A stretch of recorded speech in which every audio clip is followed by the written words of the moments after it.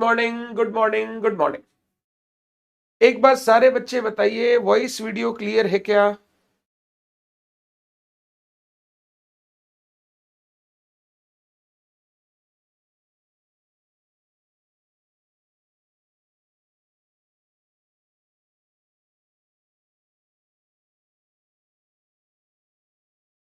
Audible. Very good. एक बार सारे बच्चे बताइए, वॉइस वीडियो क्लियर है क्या?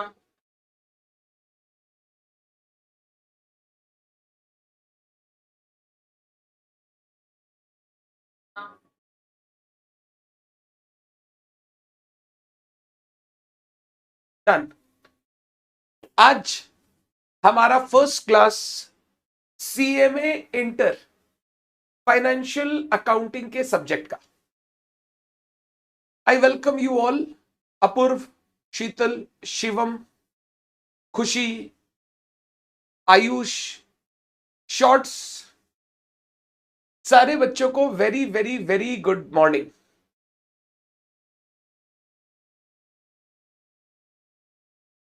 आप लोग सारे ही बच्चे अभी ये जो लेक्चर है ये यूट्यूब पर देख रहे हैं, बट साइमल्टेनियसली मैंने ये लेक्चर का एक्सेस आपको नवीन क्लासेस के सीएमए ऐप में भी दे रखा है। सीएमए नवीन क्लासेस ऐप पर जब आपने एडमिशन लिया होगा, आपके पास मेल आया होगा जिसमें आपको लिंक दी गई होगी, जहां पर एप्लीकेशन के लिंक, लैपटॉप एप्लीकेशन के लिंक, सारी एप्लीकेशन की लिंक थी। अगर आपने डाउनलोड करके रखा है तो प्लीज आप इनरोलमेंट सेक्शन में जाओ। इनरोलमेंट सेक्शन में जाके आप चेक करो अपना कोर्स के अंदर आपको ये लाइव दिखाएगा। एक बार just for for the sake of understanding आप चेक कर सकते हो, सो दैट जब हम लोग नेक्स्ट वीक यानी मंडे से क्लासेस एप्लीकेशन पर चालू करें आपको कोई दिक्कत ना आए। और अगर किसी बच्चे को ऐसा है कि सर मुझे मेल मिला या मैंने नहीं देखा या मुझे मेल नहीं मिला कोई कारण से, आप मेरी टीम के साथ कांटेक्ट करना, you will get all details और उसके बाद आप आराम से उसको लॉग इन वगैरह करके आप अपना कोर्स चेक कर सकते हो। सीएमए नवीन क्लासेस की ऐप है, आपको ये सीएमए आपके लिए ही है। इसमें सारे कंटेंट सीएमए के आएंगे तो आपको वो सारा कंटेंट प्रॉपरली दिखाई देगा। डन है सर, डन। हम लोग आज फर्स्ट क्लास से पढ़ाई चालू करेंगे विदाउट वेस्टिंग एनी टाइम। आपने ओरिएंटेशन वीडियो अच्छे से देख लिया होगा, क्या हमारा सिलेबस है, कैसा हमारा पेपर पैटर्न रहता है, हमें किस तरीके से पढ़ना है।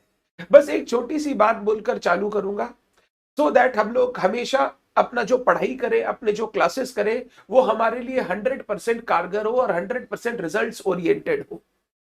देखो, आप जितने भी बच्चे आज क्लास कर रहे हो और जो बच्चे इस क्लास का बैकअप कर रहे हैं, आप सारे ही बच्चे लाइफ में सक्सेसफुल होने के लिए पढ़ाई कर रहे हो, एक एक डिग्री ले रहे हो लाइक सीएमए, सो दैट आपका लाइफ, आगे का लाइफ जो है पोस्ट सीएमए या पोस्ट पासिंग द एग्जाम्स, वो आपकी अच्छी से अच्छी हो सके।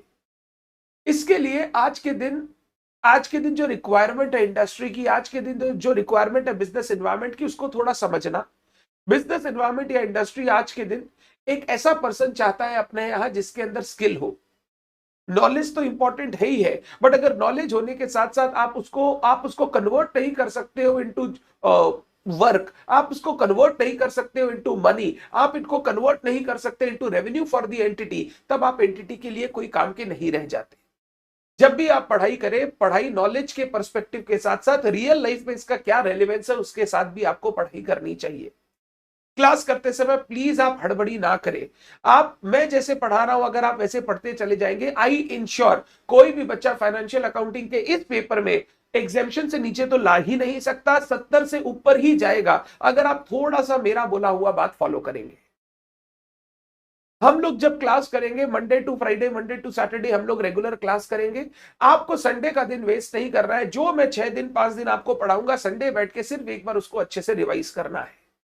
हमारे जैसे जैसे आगे चैप्टर्स कंप्लीट होते जाएंगे, हम अपना टेस्ट वगैरह स्टार्ट कर देंगे। वो टेस्ट वगैरह आपको अपीयर करना है। अगर आप मेरे साथ साथ चलते जाओगे, मैं जैसे बोलूंगा वैसे चलते जाओगे, आई अश्योर यू, मैं अश्योर करता हूं कि जिस दिन मेरी क्लास खत्म होगी उस दिन आप बोलोगे हमारा फाइनेंशियल अकाउंटिंग का सिलेबस कंप्लीट हो गया। आपको वापस घुमा के उस सब्जेक्ट को पढ़ना भी नहीं पड़ेगा, अगर आप मेरे बताए हुए डायरेक्शन में, मेरे बताए हुए तरीके से पूरे का पूरा पढ़ाई करोगे।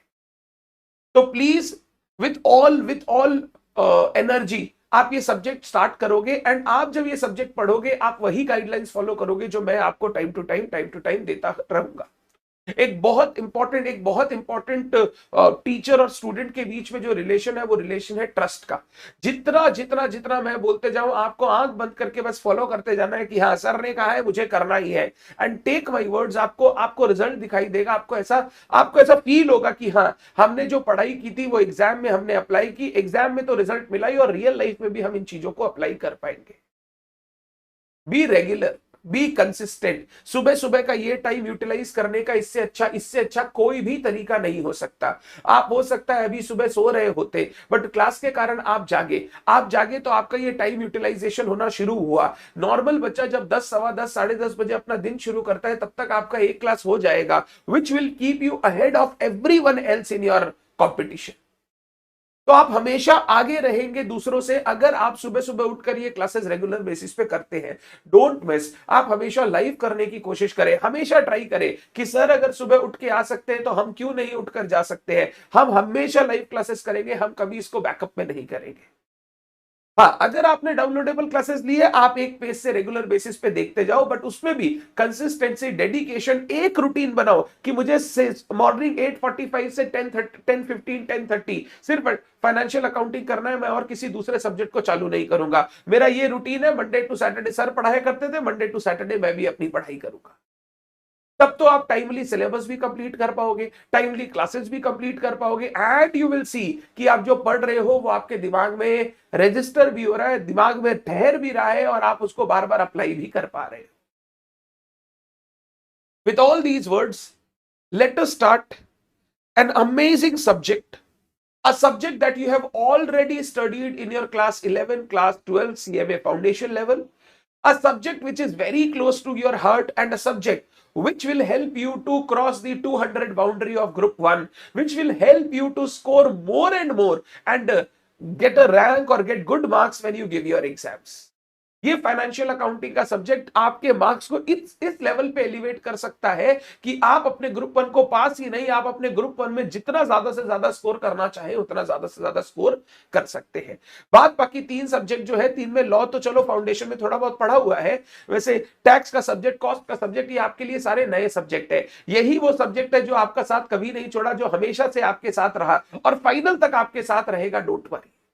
तो ये अकाउंटिंग का सब्जेक्ट, क्योंकि हम लोग ऑलरेडी पढ़ चुके हैं, हम लोग ऑलरेडी इस सब्जेक्ट के न्यूसेंसेस को जानते हैं, हम लोग इस सब्जेक्ट को बहुत इजीली बहुत अच्छे तरीके से कंप्लीट कर सकते हैं अगर हम रेगुलर रहे तो। So with all these things, let us start this amazing subject of financial accounting for CMA Inter. This is your paper number 6 and आज जो हम लोग स्टार्ट करेंगे डिस्कशन, एकदम रूट लेवल से चलेंगे, एकदम रूट लेवल से स्टार्ट करेंगे। And the first topic of hours will be basics of accounting. Accounting के बेसिक कॉन्सेप्ट्स, अकाउंटिंग क्या होता है, अकाउंटिंग क्यों होता है, अकाउंटिंग कैसे होता है, ये बेसिक कॉन्सेप्ट्स आज की क्लास से हम लोग शुरू करेंगे। वैसे बेसिक्स ऑफ अकाउंटिंग अगर एग्जाम वाइज बोलूं तो ज्यादातर आपको मल्टीपल चॉइस क्वेश्चन में इस चैप्टर से क्वेश्चन दिखाई देंगे, मल्टीपल चॉइस वाले पोर्शन में। बट कुछ ऐसे पोर्शन है इस चैप्टर में, ये बेसिक्स ऑफ अकाउंटिंग थोड़ा बड़ा सा चैप्टर है। अगर मैं आपको ये बेसिक्स ऑफ अकाउंटिंग मेरे मैट में दिखाऊं, ये मैट ना आज प्रिंट होके अवेलेबल हो जाएगी आप सारे बच्चों के लिए। आप आज आके ये मैट, या कल मैं बोलूंगा ये मैट आके कलेक्ट कर सकते हो। अगर आप टॉपिक वाइज चलोगे इसमें, तो सबसे पहले बेसिक एकदम journal ledger and trial balance आपको मैं बताऊंगा, सिखाऊंगा, समझाऊंगा, क्योंकि पूरे सिलेबस में हम लोगों को ये जर्नल बनाना है, लेजर बनाने हैं, तो मैं चाहता हूं कि पहले मैं बेसिक्स आपका उसका रेडी कर दूं। जर्नल लेजर ट्रायल बैलेंस के बाद नेक्स्ट में हम लोग जाएंगे कैश बुक। ये कैश बुक भी हमारा बेस ऑफ अकाउंटिंग है, ये भी हर एंटिटी को बनाना पड़ता है। ये इतने सारे कैश ट्रांजैक्शन एंटिटी करता है कि उसको प्रॉपरली उसको रिकॉर्ड करना आना चाहिए। तीसरे लेवल पे हम जाएंगे bank reconciliation statement. Cash book बनाने के बाद बैंक रिकंसिलिएशन स्टेटमेंट, बैंक में जो बैलेंस दिखाया जा रहा है, जो हमारे बुक्स में बैंक का बैलेंस दिख रहा है, वो सब सही है या नहीं, कोई इधर उधर तो नहीं हुआ है, कुछ पैसा कोई हिसाब वगैरह में गड़बड़ी तो नहीं है, वो चीज चेक करने के लिए हम लोग बैंक रिकंसिलिएशन स्टेटमेंट बनाते हैं। Thereafter we go to the next topic, which is capital and revenue transaction. Next topic rectification of errors. इतने सारे टॉपिक मैं आपको जब पढ़ाऊंगा, बाद बाकी अदर्स मिसलेनियस जो मैं पढ़ाते पढ़ाते आपके साथ डिस्कस करूंगा, कुछ क्वेश्चन जो एग्जाम में आए हुए थे, इतने सारे टॉपिक्स हम पढ़ेंगे तो हमारा बेसिक्स कंप्लीट होगा। ये सारे के सारे चैप्टर अगर आप इंस्टीट्यूट की मैट में जाओगे आपको बेसिक सेक्शन के अंदर दिखाई देंगे। इसके साथ और भी बेसिक चैप्टर में कुछ कंटेंट है, जैसे डेप्रिसिएशन का चैप्टर बेसिक्स के अंदर डाला हुआ है, जैसे आपका प्रोविजन फॉर बैड डेट का कॉन्सेप्ट बेसिक्स के अंदर डाला हुआ है। मैंने प्रोविजन फॉर बैड डेट का कंटेंट आपका फाइनल अकाउंट चैप्टर में इंसर्ट कर दिया है, वहां पर हम लोग पढ़ेंगे। डेप्रिसिएशन का मैंने एक सेपरेट चैप्टर बनाया जो हम लोग अलग से पढ़ेंगे विद अकाउंटिंग स्टैंडर्ड 10। पहले अकाउंटिंग स्टैंडर्ड 10 पढ़ेंगे, वो समझ में आएगा तो फिर हम लोग डेप्रिसिएशन पढ़ेंगे।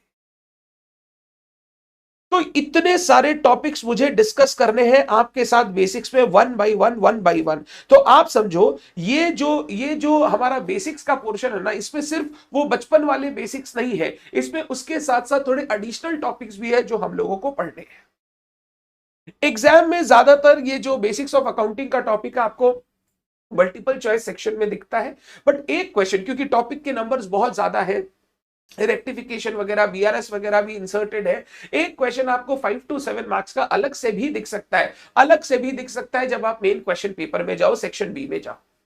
मैं यहां जो भी मार्क्स लिखता हूं मैं सेक्शन बी के हिसाब से लिखता हूं, एमसीक्यूज में तो सब कुछ मिला के आएगा। तो एमसीक्यूज में जो 1 2 3 क्वेश्चन आएंगे वो तो आएंगे ही, अपार्ट फ्रॉम दैट 5 से 7 मार्क का एक क्वेश्चन आपको दिखाई दे सकता है सेक्शन बी में as a practical question, like rectification का क्वेश्चन या बीआरएस का क्वेश्चन जो आपको सॉल्व करना पड़ेगा। तो हम लोग आज शुरू करेंगे एकदम बेस से, एकदम रूट लेवल से, और जो हम पहला टॉपिक आज डिस्कस करने जा रहे हैं that is basics of accounting. सबसे पहला क्वेश्चन आता है, अगर मैं बेसिक्स ऑफ अकाउंटिंग को समझूं, सर हम लोग नोट कर सकते हैं क्या? जब मैं नोट करने बोलूंगा तभी नोट करेंगे, अदरवाइज आप नोट नहीं करेंगे। आप सिर्फ सुनने पर फोकस करें, क्योंकि ये सब चीजें आपको सिर्फ पता होनी चाहिए, आपको इनको याद नहीं करना या आपको इनको बार बार रिवाइज करने की जरूरत नहीं। जो चीज बार बार रिवाइज करने की जरूरत पड़ती है उसको तो हम लोग प्रॉपरली नोट डाउन कर लेते हैं। जो चीज ऐसा है सर एक बार हमको पता है ये सब क्या होता है, हमने एक बार सुन लिया, हमारा काम हो गया, we don't need to write, because बार बार हम कॉपी खोल के रिवाइज नहीं करेंगे इसको। सबसे पहला क्वेश्चन आता है, अकाउंटिंग क्या होता है, क्यों होता है, कौन करता है? ये चीज समझना, अकाउंटिंग क्या होता है, क्यों होता है और कौन करता है। सबसे पहले अकाउंटिंग का मतलब होता है, अगर बेसिक हिंदी भाषा में बोलूं, हिसाब रखना। अगर हम लोग बात करें एक बिजनेस एंटिटी का, अब आप बिजनेस एंटिटी में जाओगे, अगर आप बिजनेस एंटिटी को छोड़ के अगर रूट लेवल से चालू करना चाहते हो, अपने घर से चालू कर सकते हो। आपके घर में भी अकाउंटिंग करते हैं, कौन करते हैं सर? आपकी मम्मी करती होगी या आपका पापा करते होंगे, बट अकाउंटिंग होता है आपके घर पे भी। जैसे आपके पापा मान लीजिए अर्न करते हैं, जॉब करते हैं या बिजनेस करते हैं, और वहां से वो पैसा कमा के लेके आते हैं। ये पैसा घर के बहुत सारे जो एक्सपेंडिचर है, घर चलाने के लिए जो बहुत सारे खर्चे लगते हैं, उन खर्चों के लिए हम लोग यूज करते हैं। आपके पापा क्या करते हैं, टाइम टू टाइम आपकी मम्मी को एक एक्स अमाउंट पकड़ा देते हैं। से फॉर एग्जांपल आपके घर का मंथली बजट है 30,000 रुपए, 30,000 रुपए मंथली बजट है। पापा क्या करते हैं, 10 दिन का 10,000 रुपया खर्चा एक बार मम्मी को पकड़ा देते हैं। मम्मी को बोलते हैं ये 10,000 रुपए रखो, इसको अच्छे से रख लेना अपने पास, जो जो तुम्हारे नेक्स्ट 10 दिन में खर्चे हो ये 10,000 रुपए से कर लेना, और जो जो खर्चे हो वो एक जगह पर लिखते चली जाना। तो मम्मी मान लो से फॉर एग्जांपल फर्स्ट दिन सब्जी खरीद के लाई, उसका 500 रुपया लगा, मम्मी आएगी उस कॉपी में आके लिखेगी 500 रुपीज सब्जी।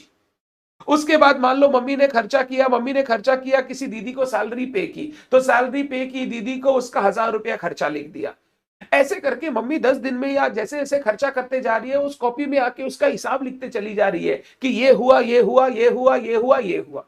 10 दिन बाद पापा मम्मी को बोलते हैं तुम कैश बॉक्स ले आओ, तुम वो कॉपी ले आओ जिसमें तुम हिसाब रख रही हो।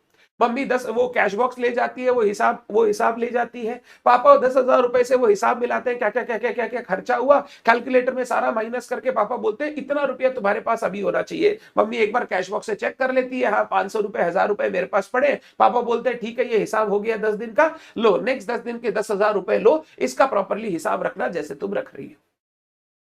ये जो हिसाब रखते हैं ना हम लोग, ये ट्रांजैक्शन जो हो रहे हैं, ये जो इवेंट्स हो रहे हैं, ये जो पैसे का लेन देन हो रहा है, इस हिसाब रखने को ही हम लोग बोलते हैं अकाउंटिंग। हम लोग बोलते हैं अकाउंटिंग। अगर मारवाड़ी भाषा में बोलूं तो हम लोग मारवाड़ी में इसको बोलते हैं रोकड़ मेंटेन करना, रोकड़ लिखना। रोकड़ लिखना मतलब रेगुलर बेसिस पे जो सब चीज हो रही है, जो खर्चा आप कर रहे हैं, जो आपका पैसा लेन देन हो रहा है, उनको एक जगह पर लिख के रखो on a piece of paper, so that you can understand कि पैसा कहां से आया, कहां गया और उसका किस तरीके से यूटिलाइजेशन हुआ। इस पूरे के पूरे कॉन्सेप्ट को हम लोग बोलते हैं अकाउंटिंग। अगर आप घर के लेवल पे अकाउंटिंग देखोगे तो बस इतना सा अकाउंटिंग होता है, ये इससे मेनली पापा और मम्मी पूरा घर चला लेते हैं। पापा और मम्मी को पता रहता है घर पे क्या हो रहा है और उससे रिलेटेड उनको जो डिसीजन लेने होते हैं वो डिसीजन ले सकते हैं। सर क्या फायदा होता है ये बना के, क्या क्या खर्चे हो रहे हैं, पैसा सही से रह रहा है कि नहीं, कोई चोरी तो करके नहीं ले जा रहा है घर से, कोई पैसा इधर उधर तो नहीं कर रहा है। 500 रुपए सब्जी लाने के लिए बेटे को भेजा था, सब्जी 200 रुपए की आई, बेटा 300 रुपया कहां रख लिया। ये सारी चीजों का पता पापा मम्मी को चलना चाहिए। पापा मम्मी को पता चलना चाहिए मंथली हमारे यहाँ कितना खर्चा होता है on an average, so that किस तरीके से हमको कमाना है, क्या हमको काम करना है, ये सारी चीजें डिसीजन ले सके पापा। तो पापा ये अकाउंटिंग मेंटेन क्यों कर रहे हैं, सो दैट वो इनके बेसिस पे इंफॉर्मेशन हासिल कर सके, जिनके बेसिस पे वो डिसीजन ले सके कि हमको घर चलाने के लिए क्या क्या चाहिएगा, हमको घर चलाने किस किस तरीके से चलाना है। तो अकाउंटिंग का the basic meaning of accounting is हिसाब रखना। हिसाब रखना, पैसों का हिसाब रखना, होने वाली घटनाओं का हिसाब रखना, सो दैट आप अच्छी तरीके से अपने पैसों को मैनेज कर सके, अच्छी तरीके से उन पैसों को यूटिलाइज कर सके, आपके पैसे इधर उधर ना हो। इस हिसाब रखने की प्रक्रिया को हम कहते हैं अकाउंटिंग। अब जब आप रियल लाइफ में जाते हो, आप बिजनेस एंटिटीज में जाते हो, बिजनेस एंटिटीज ने बहुत लोगों से पैसे ले रखे हैं, बहुत लोगों से सामान खरीद रखा ऑन क्रेडिट, बहुत लोग बिजनेस एंटिटी से रिलेटेड है, जिनका बिजनेस एंटिटी से कोई ना कोई रिलेशन है या कोई ना कोई इंटरेस्ट है। ये जो बिजनेस एंटिटी से रिलेटेड लोग होते हैं, इनको हम लोग बोलते हैं स्टेक होल्डर्स। शेयर होल्डर अलग होता है, स्टेक होल्डर अलग होता है। बिजनेस एंटिटी में सिर्फ मालिक ही नहीं होता जो पूरा धंधा देख रहा है या जो पूरा धंधा चला रहा है। मालिक के साथ बहुत ऐसे लोग होते हैं जो बिजनेस एंटिटी से रिलेटेड है, उसके लिए काम कर रहे हैं, उसके लिए अपना समय पैसा दे रहे हैं। ये जो लोग बिजनेस एंटिटी में अपना समय दे रहे हैं, पैसा दे रहे हैं, ये हमेशा जानना चाहते हैं कि बिजनेस में सब कुछ सही से चल रहा है कि नहीं। अब इनको ये कैसे पता चलेगा बिजनेस में सब कुछ चल रहा है कि नहीं सही से, अगर इनको टाइम टू टाइम हिसाब मिलेगा तो ये पता कर पाएंगे, हाँ इतना रुपया बिजनेस में लगा हुआ है, इतना रुपया कमाई किया गया, इतना रुपया नुकसान हुआ, इतना रुपया पड़ा है, ये बिजनेस के एसेट है, ये बिजनेस की लायबिलिटी है। ये सारी इंफॉर्मेशन जब उनको मिलेगी तभी तो वो ये डिसीजन ले पाएंगे। और ये इंफॉर्मेशन उनको मिलती है from the field of accounting known as financial accounting. Financial accounting जो हम सब्जेक्ट पढ़ते हैं generally deals with accounting of transactions and events in the business. जो डे टू डे बिजनेस में घटनाएं हो रही है, जो पैसों का लेन देन हो रहा है, उसका हिसाब रखने को हम लोग बोलते हैं फाइनेंशियल अकाउंटिंग। ये फाइनेंशियल अकाउंटिंग क्या करेगा, क्यों करते हैं हम लोग, so that we can provide financial information to stakeholders. We can provide financial information to stakeholder मतलब any person who have interest in the business, who wants to be indulged in the business, who have invested money, invested his time, invested his efforts for the business. They want to know कि business में क्या चल रहा है, और वो business में क्या चल रहा है उसकी information business entity किसको देगा, उनको provide करेगा through accounting, ताकि वो क्या कर सके, इस फाइनेंशियल इंफॉर्मेशन से वो डिसीजन लेंगे रिलेटेड टू द बिजनेस।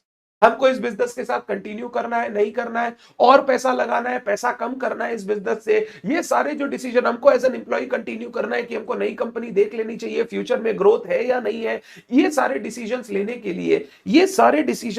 लिए जो उनको फाइनेंशियल इंफॉर्मेशन चाहिए, वो फाइनेंशियल इंफॉर्मेशन प्रोवाइड करता है फाइनेंशियल अकाउंटिंग। और सिर्फ इन स्टेक होल्डर्स के लिए नहीं, इंटरनल मैनेजमेंट जो धंधे को मैनेज कर रहा है उसको भी सब कुछ पता चलता रहे रेगुलर बेसिस पे क्या हो रहा है, क्या नहीं हो रहा है, कहां हम स्टैंड करते हैं, कैसा हमारा बिजनेस चल रहा है, उसके लिए भी उनको इंफॉर्मेशन चाहिए, जो इंफॉर्मेशन उसको फाइनेंशियल अकाउंटिंग प्रोवाइड करता है, सो दैट वो सारे different wings of accounting like cost accounting, management accounting, वो सारे के सारे डिफरेंट विंग्स ऑफ अकाउंटिंग अपना काम कर सके। फाइनेंशियल अकाउंटिंग ऐसे बोलूं तो बिजनेस का सबसे लास्ट फंक्शन होता है। बिजनेस में कॉस्ट अकाउंटिंग, मैनेजमेंट अकाउंटिंग ये डे टू डे बेसिस पे होते जाता है। फाइनेंशियल अकाउंटिंग तो हिस्टोरिकल फैक्ट से डील करता है, जो हुआ उसको रिकॉर्ड करने से डील करता है। बट ये financial accounting last last level होने के बाद भी बाद बाकी दूसरे लेवल को जो भी इंफॉर्मेशन चाहिए वो इंफॉर्मेशन इसी से होके जाती है, वो इंफॉर्मेशन उनको और कहीं से नहीं मिल सकती। तो जितने भी हमारे इंटरनल डिपार्टमेंट्स है, जितने भी हमारे स्टेक होल्डर्स है जो हमारे धंधे से रिलेटेड है, उनको जब भी इंफॉर्मेशन चाहिए कि धंधे में क्या हो रहा है ताकि उसके बेसिस पे वो डिसीजन ले सके, वो लोग देखते हैं अकाउंटिंग की तरफ, वो लोग देखते हैं फाइनेंशियल अकाउंटिंग की तरफ। हम लोग ये जो सब्जेक्ट पढ़ेंगे, हम लोग ये सब्जेक्ट में जो बातें कर रहे हैं वो फाइनेंशियल अकाउंटिंग के लिए कर रहे हैं।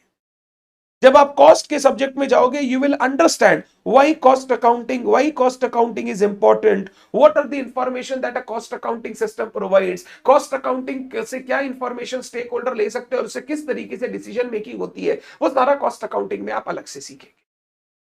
हम लोग इस चैप्टर में या इस सिलेबस में, इस सब्जेक्ट में जो हम लोग अकाउंटिंग पढ़ने जा रहे हैं that is financial accounting, accounting for financial transactions in the business so that stakeholders can take their decisions. तो सबसे पहला होता है अकाउंटिंग क्या होता है। अकाउंटिंग का मतलब होता है हिसाब रखना। हिसाब क्यों रखना? ताकि हम time to time financial information अपने स्टेक होल्डर्स को दे सके। क्यों चाहिए उनको इंफॉर्मेशन? ताकि वो डिसीजन ले सके कि उनको बिजनेस के साथ किस तरीके से आगे कंटिन्यू करना है, किस तरीके से आगे कंटिन्यू करना है। अब जब इतनी बातें बोल देता हूं ना तो लोगों को ऐसा लगता है कि समझ में आ गया सर, अकाउंटिंग बिजनेस एंटिटी करता है ताकि वो अपने मालिकों को, अपने स्टेक होल्डर्स को हिसाब दे सके। सिर्फ बिजनेस एंटिटी ही अकाउंटिंग नहीं करता। एंटिटी चाहे कोई भी हो, बिजनेस के लिए हो या नॉन बिजनेस हो, एंटिटी चाहे प्रॉफिट सीकिंग हो या नॉन प्रॉफिट सीकिंग हो, हर एंटिटी को हिसाब रखना पड़ता है। जो भी पैसे आ जा रहे हैं उसके बिजनेस में, जो भी पैसे आ जा रहे हैं रेगुलर एक्टिविटीज में, उनका हिसाब रखना पड़ता है। तो ये जो अकाउंटिंग है ना, accounting this is not limited to only business entities, this is for both. चाहे वो एक प्रॉफिट सीकिंग बिजनेस ऑर्गेनाइजेशन हो, चाहे वो एक प्रॉफिट सीकिंग बिजनेस ऑर्गेनाइजेशन हो, या वो non profit oriented non profit seeking organisation हो, कोई भी ऑर्गेनाइजेशन हो, profit seeking, non profit seeking organisation, सारे ऑर्गेनाइजेशंस को अपने आए गए पैसों का हिसाब रखना पड़ता है। और ये हिसाब रखने के लिए उनको मदद करता है फाइनेंशियल अकाउंटिंग, उनको मदद करता है फाइनेंशियल अकाउंटिंग। हम लोग जब अपने सिलेबस में पढ़ाई करेंगे, हमारा एक चैप्टर आएगा NPO, non profit organisation. Sir वापस आएगा, वो इंटर में फाउंडेशन में भी पढ़े थे, बिल्कुल वो वापस आएगा इंटर लेवल पे, जहां पर आपको सीखा जाए, आप सीखोगे कि किस तरीके से जो नॉन प्रॉफिट सीकिंग ऑर्गेनाइजेशन होते हैं, जैसे आपका institute of cost accountants of India एक नॉन प्रॉफिट सीकिंग ऑर्गेनाइजेशन है। उसका ऑब्जेक्टिव पैसा कमा के अपने मालिकों को बांटना नहीं है, वो तो पैसा कमाती है या पैसा उनके पास आता है for providing services to the members, to the students, और वो पैसा वो वापस खर्च कर देती है for the welfare of its student and members and the profession, so that cost accountant profession grow कर सके। तो चाहे वो प्रॉफिट सीकिंग ऑर्गेनाइजेशन हो, चाहे वो नॉन प्रॉफिट सीकिंग ऑर्गेनाइजेशन हो, हर एक एंटिटी अकाउंटिंग करती है सो दैट वो पैसों का हिसाब रख सके, जिससे वो फाइनेंशियल इंफॉर्मेशन प्रोवाइड कर सके स्टेक होल्डर को, और उस इंफॉर्मेशन से स्टेक होल्डर डिसीजंस ले सके, स्टेक होल्डर्स डिसीजंस ले सके। ये पूरा का पूरा अकाउंटिंग है जो हम लोगों को इस सब्जेक्ट में सीखना है, इस सब्जेक्ट में सीखना है। तो अकाउंटिंग क्या होता है, अकाउंटिंग क्यों करते हैं, अकाउंटिंग कौन करता है, क्या ये बात आपको क्लियर है? पहले तीन जो बेसिक अंडरस्टैंडिंग होनी चाहिए अकाउंटिंग की, वो बेसिक अंडरस्टैंडिंग आपको क्लियर होनी चाहिए। सर मतलब अकाउंटिंग एक बहुत बड़ा सब्जेक्ट है, सिर्फ बिजनेस से लेकर इसको नहीं देख सकते। सर हमारे घर से अकाउंटिंग शुरू होती है, बिल्कुल आपके घर से अकाउंटिंग शुरू होती है। इंडिविजुअल को भी अकाउंटिंग करनी चाहिए। इंडिविजुअल को कैसे अकाउंटिंग करनी चाहिए? आपको पॉकेट मनी मिलती है पापा से, उस पॉकेट मनी का हिसाब रखना सीखिए। अगर आपको पॉकेट मनी मिली है, say for example first week of the month के लिए 500 रुपए, आप एक जगह लिखिए 500 रुपए मैंने पापा से इस दिन लिए, अब इस 500 रुपए से मैंने ऐसे ऐसे ऐसे ऐसे खर्चा किया, इतने रुपए मेरे पास सेविंग्स है, इतने रुपए मेरे पास बच गए जो मैं अपने गुल्लक में डाल दूंगा, अपने पिगी बैंक में डाल दूंगा, जो फ्यूचर में मेरे को काम आएगा, या मैं उसको एसआईपी करूंगा, उससे इन्वेस्टमेंट्स करूंगा। एक ये की आदत आपको बचपन से लगनी चाहिए। और हम लोग इंडियंस हैं, हम लोग सेविंग के लिए हमेशा आगे रहते हैं, हम लोग सेविंग्स को हमेशा इंपॉर्टेंट मानते हैं, क्योंकि हम फ्यूचर ओरिएंटेड होते हैं। हम सिर्फ प्रेजेंट कंजम्पशन करके खुश नहीं रहते, हम फ्यूचर ओरिएंटेड रहते हैं। आज तो हमको लाइफ अच्छे से जीना ही है, फ्यूचर में भी मेरा लाइफ सिक्योर्ड होना चाहिए। तो हर एक बच्चे को अपना अपना पर्सनल अकाउंटिंग खुद करना चाहिए। उनको जो पैसे मिल रहे हैं, उनको जो मनी मिल रहा है पापा से as in the form of, क्या बोलते हैं उसको, पॉकेट मनी, उसका भी हिसाब आपके पास होना चाहिए। आपको रियल में पता चलेगा मेरे पैसे जा कहां रहे। अगर कोई ऐसा बच्चा है जो हमेशा शॉर्ट रन करता है, आउट ऑफ कैश हमेशा रन करता है, 500 रुपए पापा 7 दिन के लिए देते हैं, उनका 3 दिन में ही खत्म हो जाता है, उसको तो सबसे पहले हिसाब रखना चाहिए टू अंडरस्टैंड पैसा कहां जा रहा है। हो सकता है उसको दिखाई दे जिस दिन पैसा आता है इतना खुश होता है कि दोस्त को बोलता है चल आज मेरे पास है, हम पार्टी देगा, और पहला ही दिन 500 में 300 रुपया खर्चा कर दिया पार्टी देने में, फिर पूरा हफ्ता 6 दिन चलाना है 200 रुपया में, तो वो तो आउट ऑफ कैश रन करेगा ही बेचारा। हमेशा हमेशा हर जन को ये हिसाब रखना चाहिए, so that they can understand how money comes and how money goes. यहां तक ठीक है। अकाउंटिंग हम लोग किसको बोलते हैं, बिल्कुल क्लियर है सर, अकाउंटिंग किसको बोलते हैं। ये अकाउंटिंग एक बिजनेस एंटिटी करता है सो दैट वो फाइनेंशियल इंफॉर्मेशन प्रोवाइड कर सके अपने स्टेक होल्डर को, जिसके बेसिस पे वो स्टेक होल्डर डिसीजंस ले सके। यहां तक ठीक। अब हम लोग जो बात करेंगे मेनली, जब हम लोग अकाउंटिंग की बात करते हैं तो हम लोग बिजनेस एंटिटी के हिसाब से बात करते हैं, क्योंकि मेन जो अकाउंटिंग, सर पॉकेट मनी का बैलेंस लौटाना पड़ जाता है, ये बहुत अच्छी बात है। तुम एक तरीके से समझो, तुम री इन्वेस्ट कर रहे हो पॉकेट मनी को, पापा के पास पैसा जाना इज री इन्वेस्टमेंट ऑफ योर मनी। जैसे आज आप लोग तो इतने छोटे हो, तब आपको ये वो लग रहा है, मैं आज तक जितना भी रुपया कमाता हूं, उस रुपए पे पूरा का पूरा मैं अपने पापा को दे देता हूं। मेरे पापा का पूरा उस मनी पे कंट्रोल है। क्यों दे देता हूं, क्योंकि मेरे से अच्छा मेरे पापा उस पैसे को संभाल पाएंगे, मेरे से अच्छे मेरे पापा उस मनी को इन्वेस्ट कर पाएंगे। जिससे जिससे क्या फायदा होगा, जिससे ये फायदा होगा कि जो मैं पैसे कमा रहा हूं वो इधर उधर बर्बाद नहीं होंगे, वो सही जगह पर चैनलाइज रहेंगे, जिससे मेरे को ही फ्यूचर में फायदा होगा।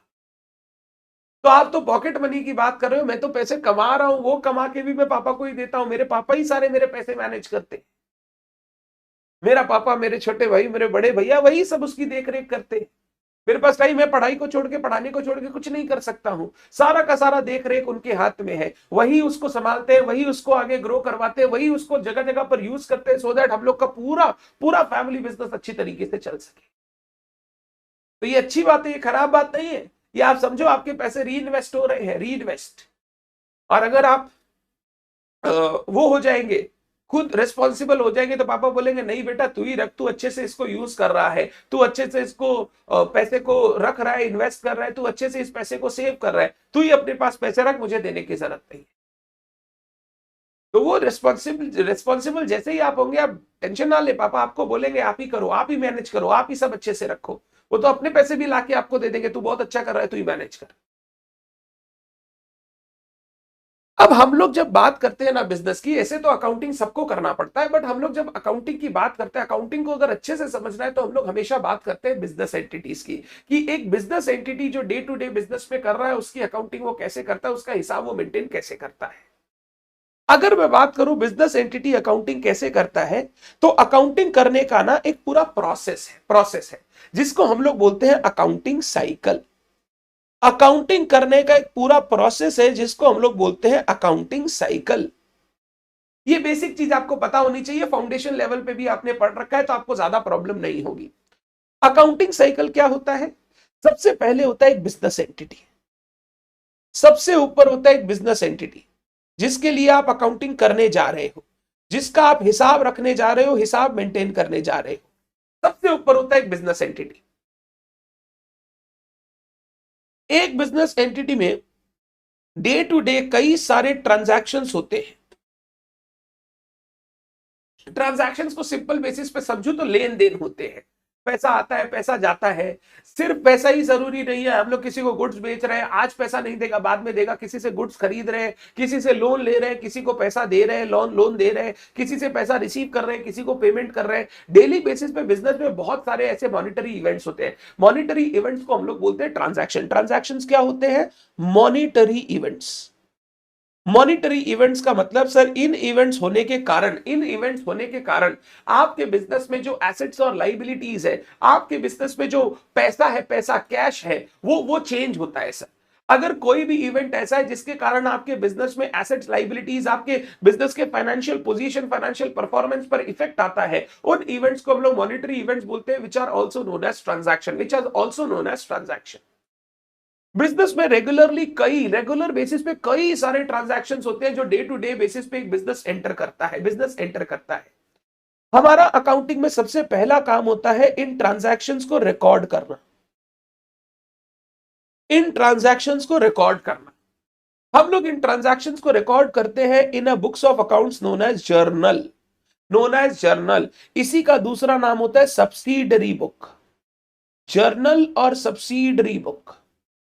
हम सारे के सारे बिजनेस ट्रांजैक्शन जैसे ही वो होते हैं, हम उनको फर्स्ट पॉइंट पे रिकॉर्ड कर लेते हैं ना, books of accounts known as journal. हम लोग जर्नल को अलग से डिस्कस करेंगे, जर्नल हमारे पास अलग से आएगा। ये जर्नल में हम लोग सारे के सारे ट्रांजैक्शन पहले रिकॉर्ड कर लेते हैं।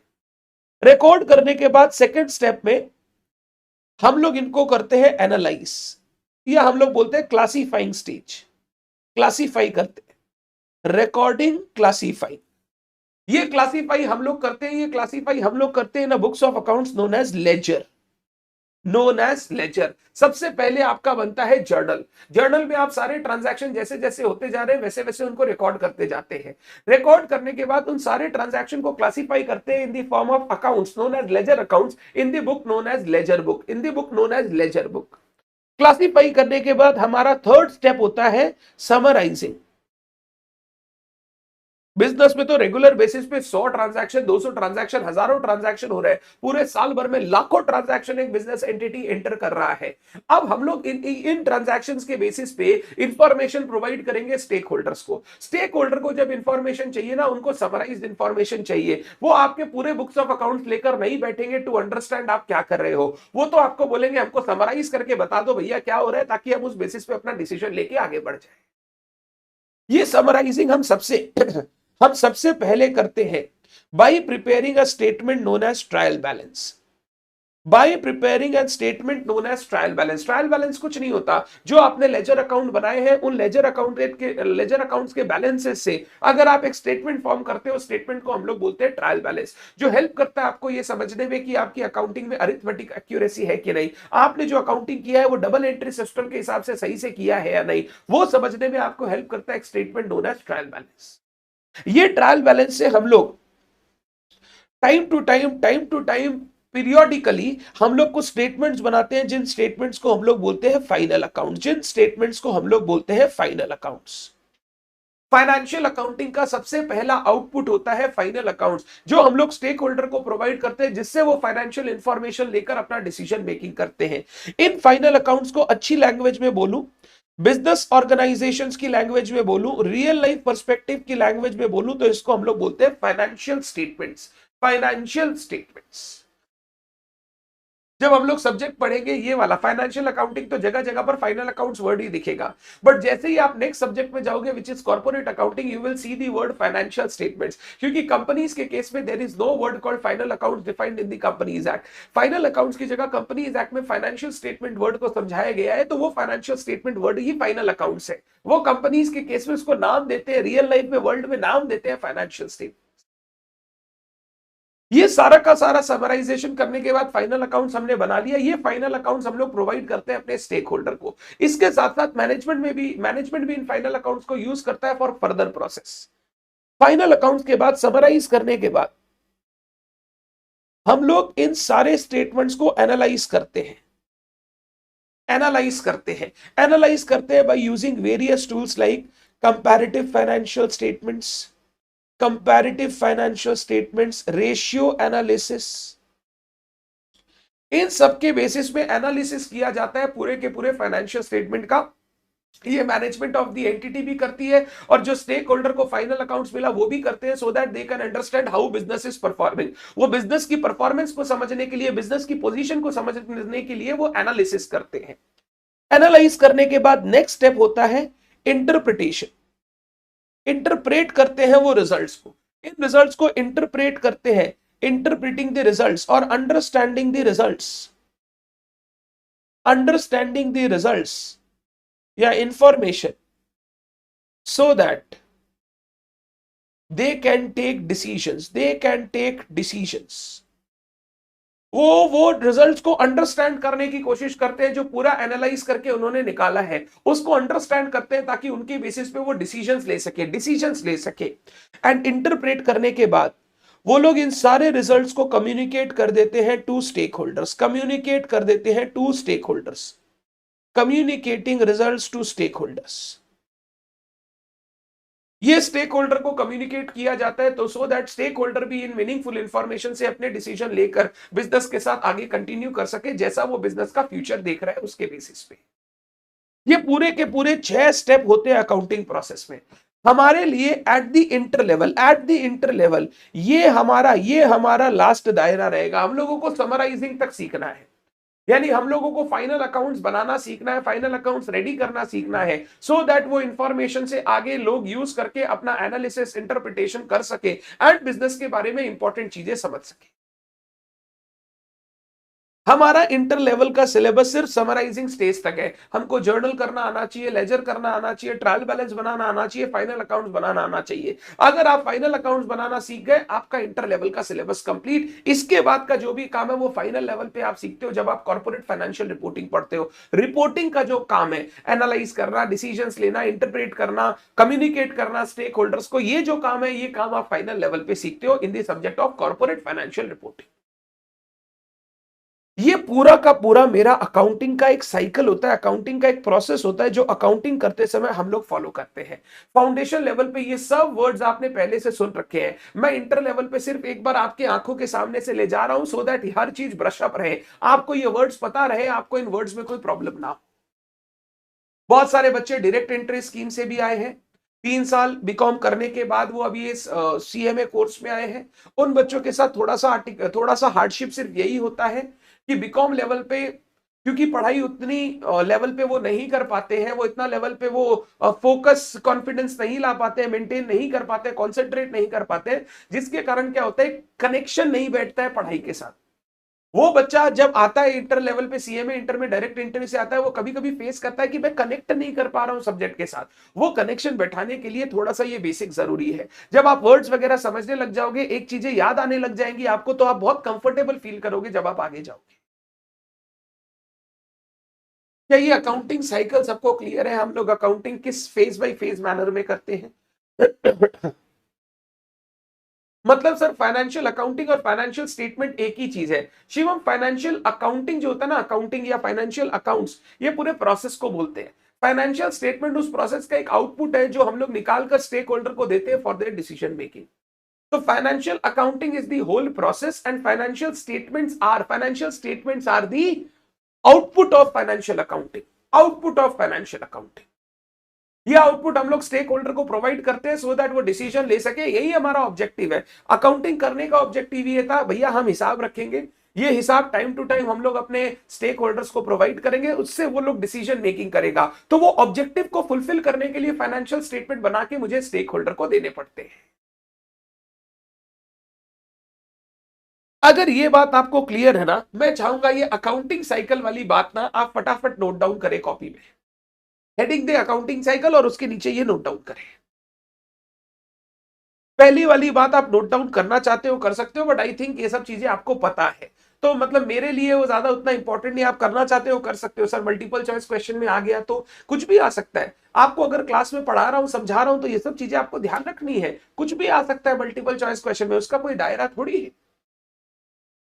प्लीज आप फटाफट इसको नोट डाउन करें। जब आप नोट डाउन करना हो जाए, मेरे को सिर्फ बोले डन सर। जो बच्चे डाउनलोडेबल भी क्लासेस कर रहे हैं, रिकॉर्डेड क्लासेस कर रहे हैं, आप भी नोट डाउन करें, आप वीडियो को आगे ना बढ़ाएं, 1 से 1.25 की स्पीड से ज्यादा पर वीडियो ना देखें। मैं ये बार बार रिपीट इसलिए करूंगा क्योंकि मेरे को चिंता है कि कहीं आप हड़बड़ी में पढ़ने के कारण अपने पूरे कॉन्सेप्ट्स खराब ना कर लें। फिर बच्चे बोलते हैं सर मैंने क्लास बहुत हड़बड़ी में की थी, अब रिवीजन कर रहा हूं तो मुझे कुछ याद नहीं आ रहा है। कैसे याद आएगा? हर चीज पर समय देना पड़ता है उसमें मास्टर होने के लिए। प्लीज नोट डाउन करें। वेरी गुड शिव अर्जुन, क्या नाम, वेरी गुड यार। दो मतलब पर्सनालिटीज का नाम, भगवान का नाम तुमने अपने में इंक्लूड कर रखा है, शिव एंड अर्जुन, वाह।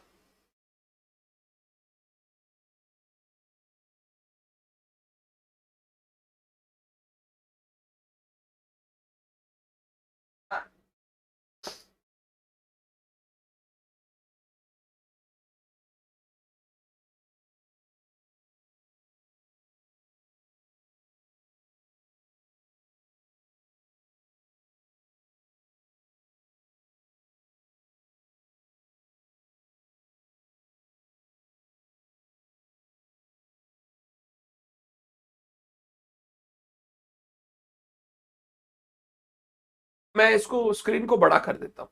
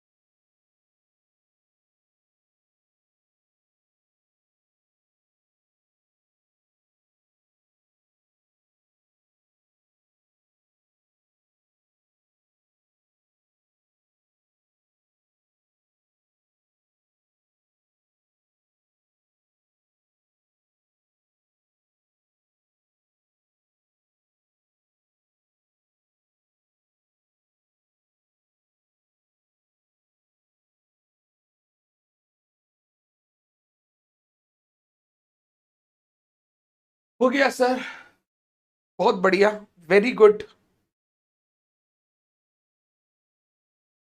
आगे चलूं मैं?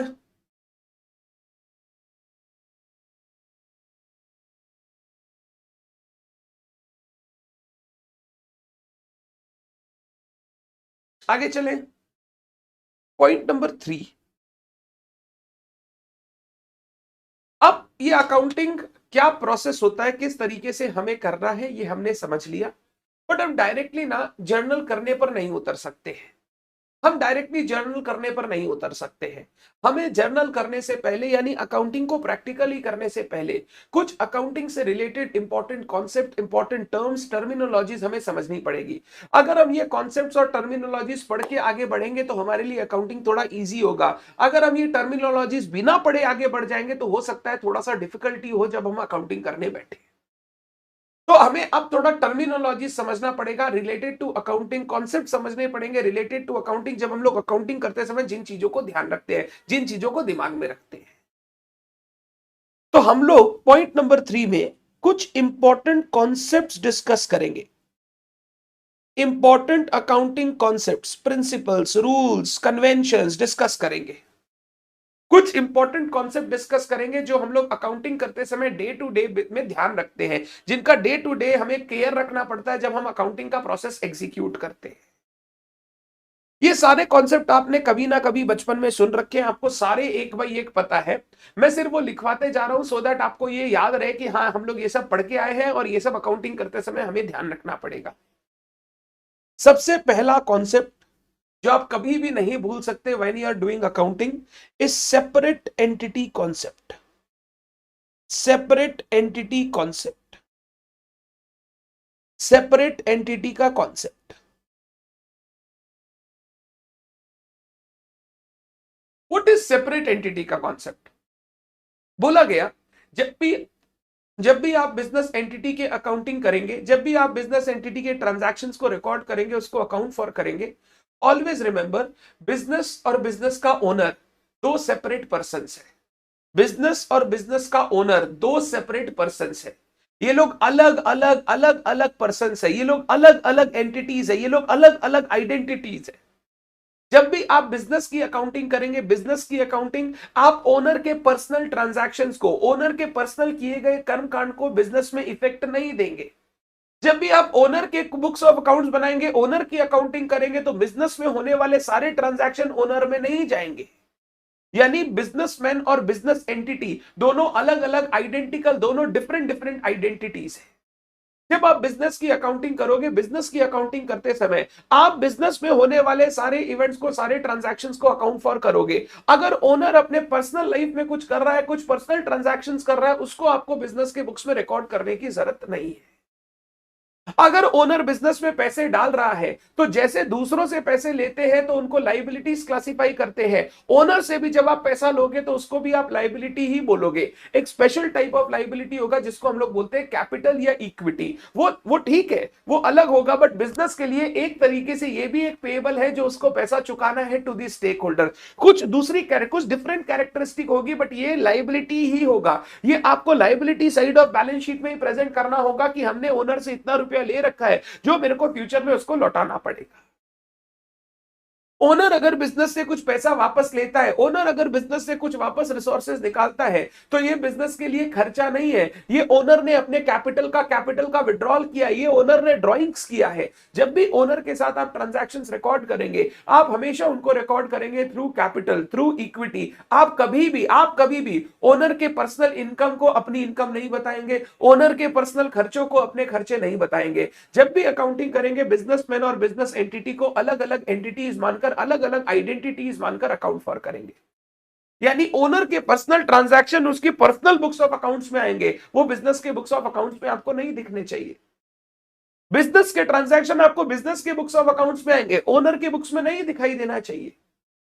अगर ओनर बिजनेस में कोई पैसा लगा रहा है तो बिजनेस का ये ऑब्लिगेशन है कि ये पैसा उसको फ्यूचर में लौटाना पड़ेगा, which is known as capital, which is a type of liability. अगर ओनर बिजनेस से कुछ पैसा वापस ले रहा है, कुछ रिसोर्सेज ले रहा है, तो ये एक तरीके से ड्राइंग्स है, ये एक तरीके से वो कैपिटल का पैसा वापस निकाल रहा है, उसको ये इस तरीके से अकाउंट फॉर करना पड़ेगा।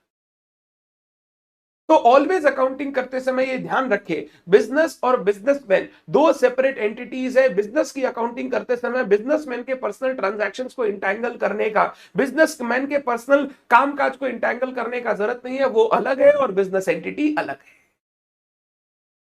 तो अगर ओनर अपने बच्चे की फीस पे कर रहा है तो ये आपको बिजनेस के बुक्स ऑफ अकाउंट्स में रिकॉर्ड नहीं करना। ओनर अगर कोई गोल्ड ज्वेलरी खरीद रहा है अपने वाइफ के लिए, आपको उसको बिजनेस के बुक्स में रिकॉर्ड नहीं करना। सर मान लीजिए ओनर जो बच्चे की फीस पे कर रहा है वो बिजनेस ने कैश निकाल के पे कर रहा है, तो बिजनेस ये बताएगा कि हमारे यहां से कैश गया और वो ओनर निकाल के लेके गया। वो ये नहीं बोलेगा कि बच्चे की स्कूल फीस हमारा खर्चा है। बिजनेस के लिए बच्चे की school fees is not an expenditure, business के लिए बच्चे का school fees payment is not a खर्चा। तो आप उसको खर्चा बोल के नहीं लिख सकते, आप सिर्फ इतना बोलोगे कि ओनर ने अपने कैपिटल में से थोड़ा सा पैसा निकाल लिया है सो दैट वो बच्चे की फीस पेमेंट कर सके। हम लोगों को इससे कोई मतलब नहीं है वो बच्चे की फीस कितनी है, ओनर ने पैसा निकाला, हम लोग उसको ड्राइंग्स बोल के रिकॉर्ड कर लेंगे। तो जब भी आप अकाउंटिंग करोगे हमेशा remember, businessman and business entity are two separate person, they are not one and the same, they are not one and the same. तो मैं लिख सकता हूं, आप भी लिखेंगे मेरे साथ साथ, business man and business entity are two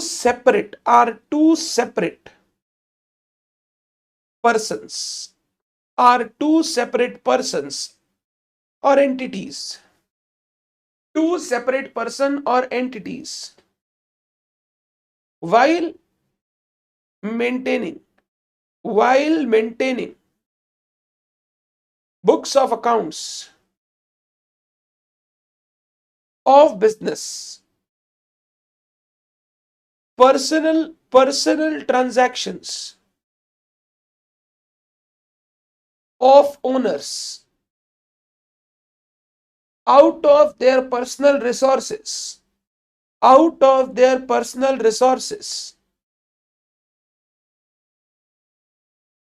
shall not be recorded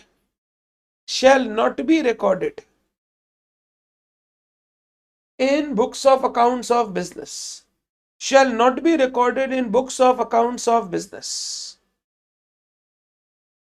shall not be recorded in books of accounts of business.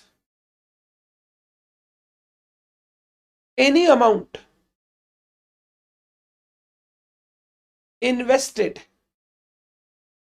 by owner in business is classified as capital. ये बिजनेस का इनकम नहीं है, ये capital contribution है. And any amount withdrawn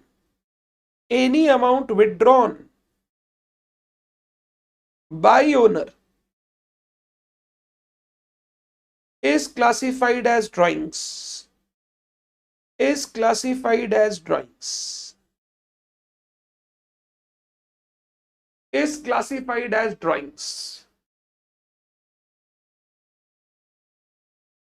Full stop.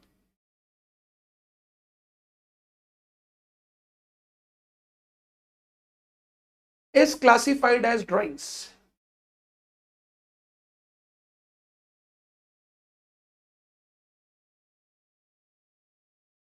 Full stop. जब भी accounting करेंगे हमेशा ये चीजें दिमाग में रखेंगे, इनको कभी नहीं भूलेंगे. इनको भूल जाएंगे तो अकाउंटिंग गलत होना शुरू हो जाएगा.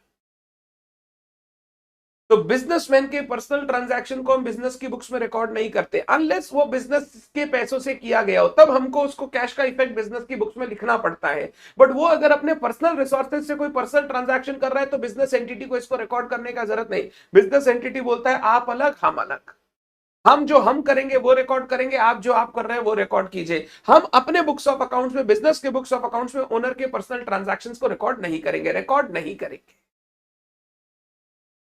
Number B, double entry system.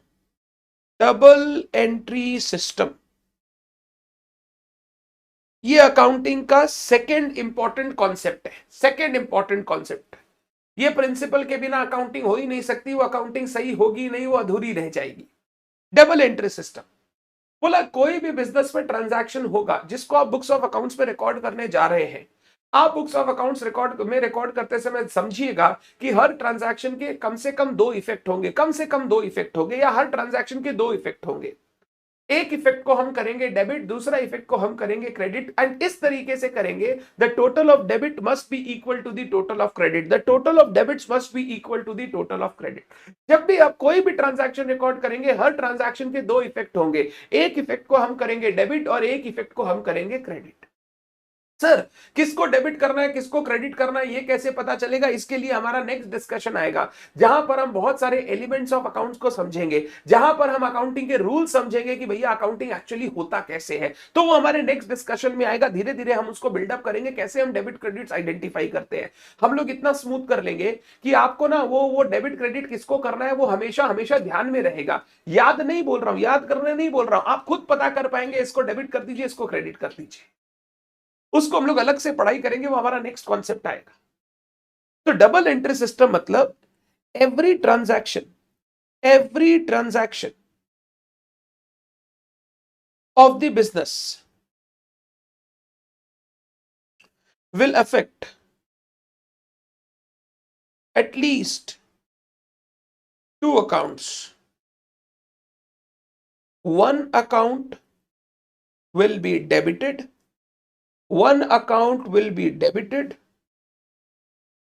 and other account will be credited. In such a way in such a way that total of debits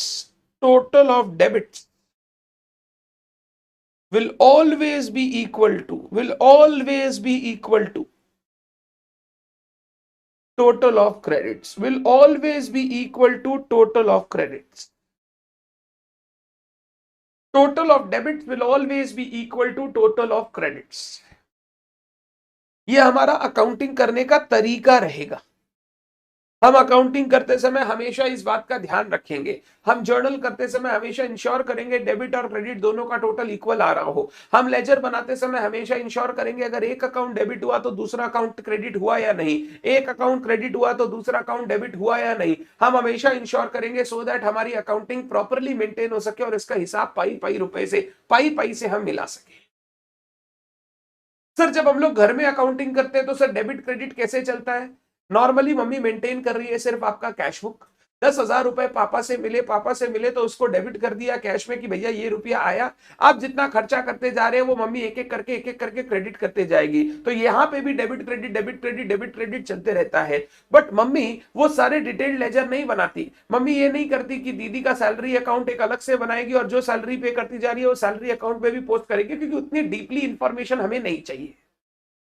papa mummy को जो इन्फॉर्मेशन चाहिए जिसके बेसिस पे वो घर चलाएंगे वो इन्फॉर्मेशन उनको उस कैश बुक से ही मिल जाता है। उनको अलग अलग लेजर नहीं चाहिए, उनको अलग अलग ज्ञान नहीं चाहिए, वो वहीं से ही पता कर लेते हैं पूरे महीने में कितनी एंट्री होगी। 100 एंट्री होगी, वो 100 एंट्री में पापा चेक कर लेते हैं। ये देख दीदी का सैलरी टोटल 3,000 रुपया दीदी का सैलरी गया है। ये देख सब्जी का हमारे टोटल महीने में 5,000 रुपए की सब्जी लग रही है। मेडिसिन का टोटल 10,000 रुपए का खर्चा है। वो पूरे के पूरे पापा वहीं से इंफॉर्मेशन निकाल लेते हैं। पापा को अलग से लेजर अकाउंट नहीं चाहिए होते। वो बहुत शॉर्ट में अकाउंटिंग होती है क्योंकि उतनी ही इंफॉर्मेशन नीड हमारी होती है। अगर हमारे यहां मान लो लाखों रुपए मंथली खर्चे होते हैं और हमको एकदम एक एक ट्रेस करना है किसमें कितना खर्च हो रहा है, तो मुझे वो डिटेल्ड अकाउंटिंग मेंटेन करनी होती, जिसके लिए हम एक एक लेजर अकाउंट खोलते। फिर हमें उतनी डिटेल्ड इंफॉर्मेशन नहीं चाहिए, हमें मोटा मोटा पता होना चाहिए कहां से क्या आ रहा है क्या जा रहा है, बस उसके लिए हम लोग वो मेंटेन करते हैं, हमारा काम हो जाता है। पहला कॉन्सेप्ट था सेपरेट एंटिटी कॉन्सेप्ट। दूसरा कॉन्सेप्ट डबल एंट्री सिस्टम। ये सब हमेशा आपको ध्यान रखना, ये भूल जाएंगे तो अकाउंटिंग आप समझो आधी गलत हो जाएगी आपकी। तीसरा very important, going concern assumption. Going concern assumption, going concern assumption. ये क्या होता है? जब भी आप बिजनेस एंटिटी की अकाउंटिंग करोगे आप हमेशा ये मान के चलना कि ये जो बिजनेस एंटिटी है ये अभी नियर फ्यूचर में कंटिन्यू करेगा। अभी हम इसका बिजनेस रोकेंगे नहीं, अभी जो चल रहा है सब कुछ चलते रहेगा, जैसे चल रहा है सब कुछ चलता रहेगा स्मूथली। हमें अभी बिजनेस बंद करने की, बिजनेस के ऑपरेशंस को कम करने का कोई ऐसा सर्कमस्टेंस दिखाई नहीं दे रहा है। जब भी हम लोग अकाउंटिंग करेंगे हमेशा यही मान के अकाउंटिंग करेंगे कि मेरा बिजनेस जो है अभी फोर्सिएबल फ्यूचर में चलेगा। ऐसा कोई सर्कमस्टेंस एग्जिस्ट नहीं करता जिसके कारण मेरे को कल ही कल बिजनेस बंद करना पड़े या उसका ऑपरेशंस कट डाउन करना पड़े। सर ये गोइंग कंसर्न का अकाउंटिंग में क्या रेलेवेंस है? अकाउंटिंग में रेलेवेंस ये है, ये गोइंग कंसर्न हमको हेल्प करता है to account for transaction by segregating them. अगर कोई ट्रांजैक्शन ऐसा है जिसका इफेक्ट लॉन्ग टर्म तक बिजनेस में रहेगा तो हम उसको लॉन्ग टर्म में धीरे धीरे अकाउंट फॉर कर लेंगे। कोई ट्रांजैक्शन ऐसा है जिसका इफेक्ट आज आया आज ही कंप्लीट हो गया, उसको पूरा का पूरा अभी रिकॉर्ड कर लेंगे। गोइंग कंसर्न मेरे को हेल्प करता है टू अंडरस्टैंड कि भैया अगर कोई चीज का इंपैक्ट आगे भी आएगा, नेक्स्ट ईयर में भी आएगा, फ्यूचर में भी आएगा, तो उसको फ्यूचर में हम कैरी फॉरवर्ड करें। कोई अगर ऐसे ट्रांजैक्शन या इवेंट्स है जिनका इफेक्ट सिर्फ इसी साल आया आगे नहीं आएगा तो उसी को इसी साल रिकॉर्ड करके खत्म कर दे, उसको आगे कैरी फॉरवर्ड ना करें। आप जो चीजों को बैलेंस शीट में कैरी फॉरवर्ड करके नेक्स्ट पीरियड में लेके चले जाते हो, ये इसलिए क्योंकि हमारा ये अजम्पशन है कि बिजनेस अभी नेक्स्ट ईयर भी कंटिन्यू होगा, बिजनेस उसके आगे भी कंटिन्यू होगा। हम ये मानते हैं कि हमने एक बिजनेस अगर खोला है तो वो हम फ्यूचर में कंटिन्यू करेंगे। ये जो हम लोग अजम्पशन लेते हैं इसको हम लोग बोलते हैं going concern assumption. Going concern assumption, ये गोइंग कंसर्न अजम्पशन के कारण ही हमारा अगर कोई एसेट है जो हमें 5 साल बेनिफिट देता है, हम लोग उसको धीरे धीरे 5 साल में डेप्रिशिएट करके अकाउंट फॉर करते हैं। हम लोग उस एसेट का खर्चा को इमीडिएटली पीएल में चार्ज नहीं करते क्योंकि मुझे पता है मेरा बिजनेस अभी 5 साल चलेगा तो ये एसेट का बेनिफिट मैं धीरे धीरे 5 साल में उठा पाऊंगा।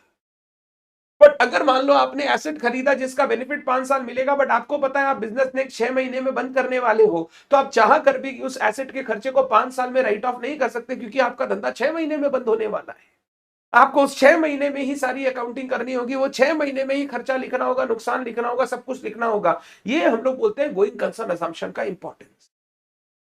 जब भी आप अकाउंटिंग करोगे, आप हमेशा ये अज्यूम करके चलना कि अभी बिजनेस फोर्सिएबल फ्यूचर, जितना दूर तक मैं देख पा रहा हूं बिजनेस आराम से चलेगा, उसको बंद करने का कोई ऐसा कंडीशन मेरे पास एग्जिस्ट नहीं करता। तो foreseeable future going concern assumption क्या बोलता है? Business will continue to exist, business will continue to exist in the foreseeable future. In the foreseeable future, business will continue to exist in the foreseeable future. There are no circumstances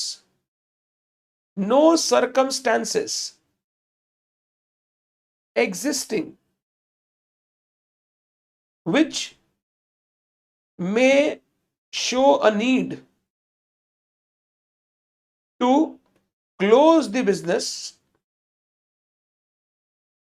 or curtail its scale of operation. curtail मतलब कम करना, काटना। curtail its scale of operation. मेरे को ऐसा कोई भी ऐसा reason नहीं दिख रहा है जिसके कारण हमको ये लग रहा है कि ये बिजनेस मेरे को बंद करना पड़ेगा या इसके ऑपरेशंस को कट डाउन करना पड़ेगा। मेरा बिजनेस जो है वो फोर्सिएबल फ्यूचर में चलेगा। तो अगर कोई ऐसे खर्चे हैं जिनका बेनिफिट फ्यूचर में आएगा, मैं उन खर्चों को धीरे धीरे राइट ऑफ करूंगा, कैरी फॉरवर्ड कर सकता हूं। मुझे पूरा का पूरा खर्चा इसी अकाउंटिंग पीरियड में, इसी साल राइट ऑफ करने का जरूरत नहीं है, क्योंकि अभी बिजनेस फोर्सिएबल फ्यूचर में चलेगा। आप जो भी बैलेंस शीट बनाते हो, ये बैलेंस शीट हम लोग इसी अजम्पशन से बनाते हैं कि हमारा बिजनेस गोइंग कंसर्न है, इसीलिए सारे एसेट्स वगैरह को हम उसी तरीके से दिखाते हैं, कैरी फॉरवर्ड करते हैं, क्योंकि हमको पता है कि ये इनका बेनिफिट मेरे को आगे मिल जाएगा। अगर आपको ऐसा लगने लगे नहीं भैया बिजनेस तो बंद होने वाला है, आगे बेनिफिट नहीं आएगा, तो आपको वो लॉसेस राइट ऑफ करके खत्म करने होंगे, आप उनको एसेट्स बोल के कैरी फॉरवर्ड नहीं कर सकते। इसको बोलते हैं गोइंग कंसर्न अजम्पशन। ये गोइंग कंसर्न अजम्पशन मानकर हम पूरी की पूरी अकाउंटिंग करते हैं, पूरी की पूरी अकाउंटिंग करते हैं। इसके बाद point number D, periodicity concept. Periodicity concept, point number D, periodicity concept. आप लिख रहे हैं मेरे हिसाब से, मैं मान रहा हूं कि आप मेरे साथ नोट डाउन करते चले जा रहे हैं। ये सब जो कॉन्सेप्ट्स हैं, ये सब आपको एग्जाम में either as an multiple choice question या फिर शॉर्ट नोट्स के रूप में लिखने के लिए आ सकते हैं। वो बोल सकता है right a short note on going concern assumption, right a short note on periodicity concept, right a short note on business entity concept, वो आपसे पूछ सकता है। पीरियोडिसिटी कॉन्सेप्ट क्या बोलता है? ऐसे तो हम लोग बोलते हैं कि बिजनेस फोर्सिएबल फ्यूचर में लॉन्ग टर्म तक कंटिन्यू करते रहेगा, बिजनेस को कहीं बंद नहीं करना, अभी बिजनेस चलते चला जाएगा। तो क्या अगर हमको लगता है ये बिजनेस 10 साल चलेगा, तो मैं अपने स्टेक होल्डर को इन्फॉर्मेशन 10 साल बाद प्रोवाइड करूं कि भैया अभी आपने पैसा दिया है, धंधा चल रहा है, चलने दो, अभी माथा पच्ची मत करो, 10 साल बाद जब बिजनेस बंद होगा हम आपको सारा इन्फॉर्मेशन दे देंगे, उसके हिसाब से डिसीजन ले लेना। स्टेक होल्डर बोलेगा फिर उस इन्फॉर्मेशन का क्या फायदा होगा जब धंधा बंद ही हो जाएगा? अगर धंधा बंद ही हो जाएगा तो मेरे को इन्फॉर्मेशन देके हम क्या करेंगे? उसका घास थोड़ी काटेंगे। हमको तो इन्फॉर्मेशन टाइम टू टाइम चाहिए, हमको तो इन्फॉर्मेशन पीरियोडिकली चाहिए, ताकि रेगुलर बेसिस पे क्या हो रहा है वो हमको पता चले और उसके बेसिस पे हम डिसीजन ले सके। पीरियोडिसिटी कॉन्सेप्ट बोलता है भला ही आपका बिजनेस का एक लॉन्ग लाइफ हो, भला ही आपका बिजनेस का एक इनफाइनाइट लाइफ हो, बट जब बात आएगी अकाउंटिंग की, जब बात आएगी इंफॉर्मेशन प्रोवाइड करने की स्टेक होल्डर को, आप उसको पीरियोडिकली इंफॉर्मेशन प्रोवाइड करेंगे, आप उनको periodically time to time information देके ताकि वो अपने डिसीजन ले सके, इसके लिए बोला गया जब भी बिजनेस एंटिटी अकाउंटिंग करेगा ना, वो अकाउंटिंग करेगा ओवर एन अकाउंटिंग पीरियड, यानी बिजनेस की लॉन्ग लाइफ को छोटे छोटे पीरियड में बांट दिया गया। Generally period of 1 year is known as an accounting period, 12 months is known as an accounting period. कोई कंपनीज, कोई एंटिटीज जनवरी टू दिसंबर अपना अकाउंटिंग पीरियड लेकर चलती है, कोई अप्रैल टू मार्च लेकर चलती है, कुछ भी ले सकते हैं, ऐसा कोई रूल नहीं है। कंपनीज के केस में रूल है April to 31 March, but proprietorship partnership के लिए ऐसा कोई रूल नहीं है कि आपको अकाउंटिंग पीरियड यही लेना पड़ेगा, कुछ भी आप ले सकते हैं, बट जनरली आपको अप्रैल टू 31 मार्च दिखेगा, क्योंकि इनकम टैक्स एंड दूसरे लॉस भी उसी के बेसिस पे चलते हैं। तो बिजनेस की बड़ी लाइफ को, इनफाइनाइट लाइफ को छोटे छोटे पीरियड में बांट दिया जाता है, सो दैट उन पीरियड की अकाउंटिंग करके time to time information stakeholder को प्रोवाइड किया जा सके। इन छोटे छोटे पीरियड को हम लोग बोलते हैं अकाउंटिंग पीरियड, और ये अकाउंटिंग पीरियड हमको हेल्प करता है पीरियोडिकली इंफॉर्मेशन स्टेक होल्डर तक पहुंचाने के लिए, पीरियोडिकली इंफॉर्मेशन स्टेक होल्डर तक पहुंचाने के लिए। तो पीरियोडिसिटी बोलता है द इनफाइनाइट लाइफ कौन बोला? Going concern. The infinite life of a business is divided into small या smaller time period. Smaller time periods. Just a second.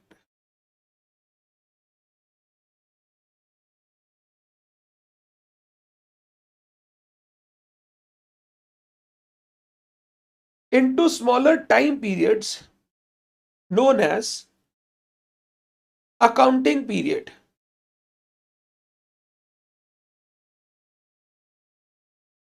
The books of accounts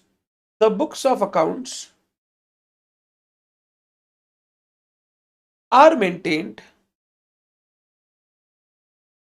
on the basis of such accounting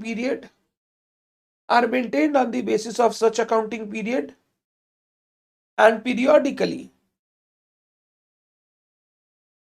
financial information, आप final accounts भी लिख सकते हो, financial information are provided to stakeholders for their timely decisions.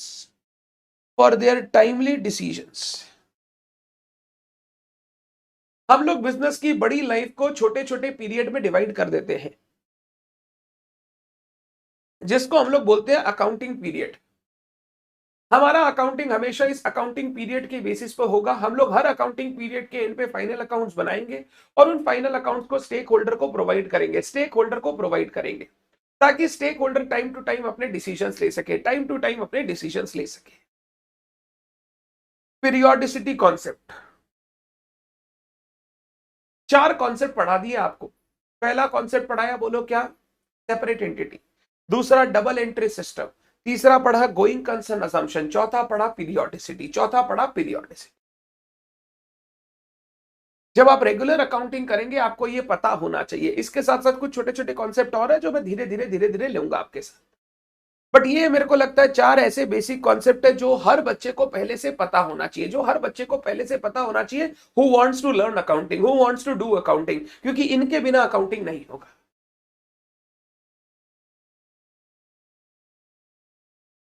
पहले बताइए, क्या ये accounting concept चारों आपको क्लियर है?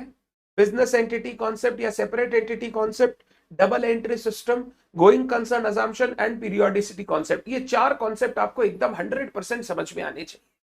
इसी के बेसिस पे पूरा का पूरा अकाउंटिंग किया जाएगा,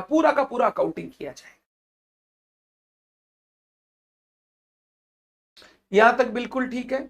ये हमने एक बेस समझा कि जब हम अकाउंटिंग करने जाएंगे हमको क्या क्या बातों का ध्यान रखना पड़ेगा। बिजनेस और बिजनेसमैन अलग अलग है। हर अकाउंटिंग ट्रांजैक्शन के मिनिमम 2 इफेक्ट होंगे, एक होगा डेबिट, एक होगा credit. Total of debit must be equal to total of credit. तीसरा, गोइंग कंसर्न अजम्पशन, हमारा बिजनेस जो है वो बिजनेस फोर्सिएबल फ्यूचर में चलेगा, अभी हमें बिजनेस कट डाउन करने का या बंद करने का कुछ नहीं है। तो अगर कोई ऐसे खर्चे, कोई ऐसे ट्रांजैक्शन है जिनका इंपैक्ट लॉन्ग टर्म रहेगा, मैं उसको उसी तरीके से अकाउंट फॉर कर सकता हूं। पीरियोडिसिटी कॉन्सेप्ट, बिजनेस की बड़ी लाइफ को छोटे छोटे पीरियड में बांट दो और period wise books of accounts बनाओ और फाइनल अकाउंट्स बनाते चलो, ताकि टाइम टू टाइम इंफॉर्मेशन मिल सके स्टेक होल्डर को। यहां तक बात क्लियर है? बिल्कुल। Point number 4, important elements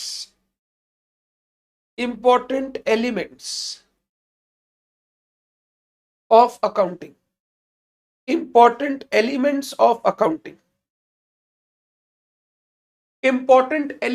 of accounting।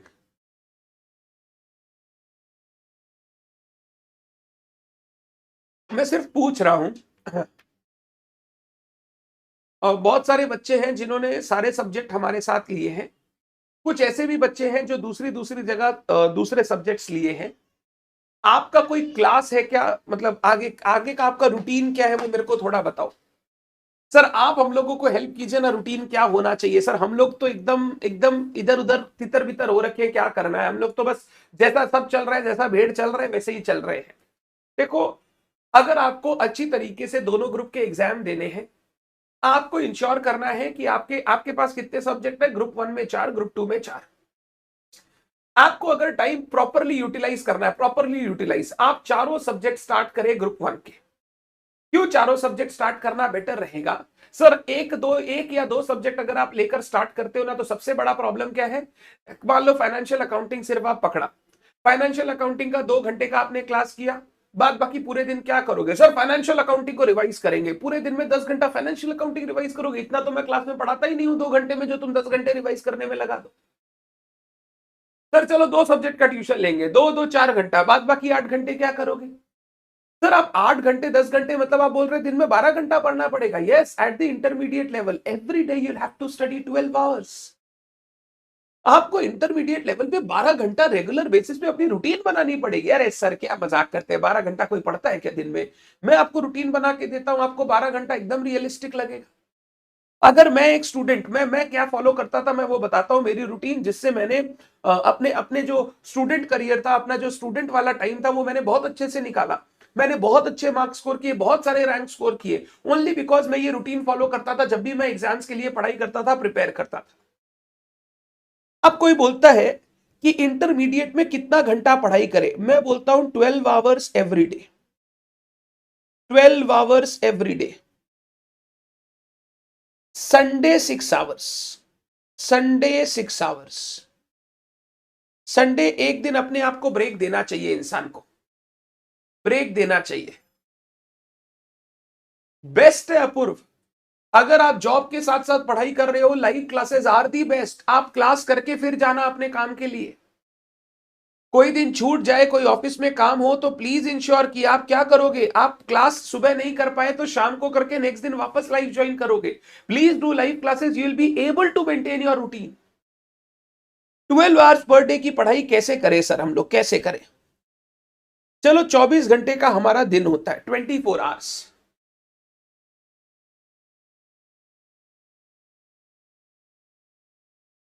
ये 24 आवर्स पर डे में सबसे पहले जो सबसे इंपॉर्टेंट चीज है उसको निकाल देता हूं, that is sleep. 24 hours per day में सबसे पहले मैं स्लीप को हटा देता हूं।